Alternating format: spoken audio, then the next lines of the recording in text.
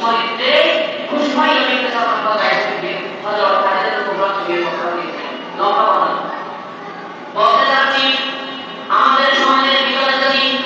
হঠাৎ করে কোনো একজন স্বামী স্ত্রীকে বলে ও আমার স্ত্রী আজকে আমি বলিয়ে হয়ে গেছি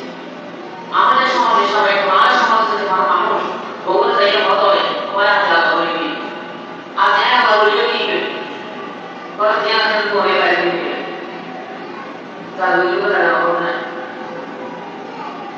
হাদিস শরীফে যেটা এসেছে মুহাম্মদ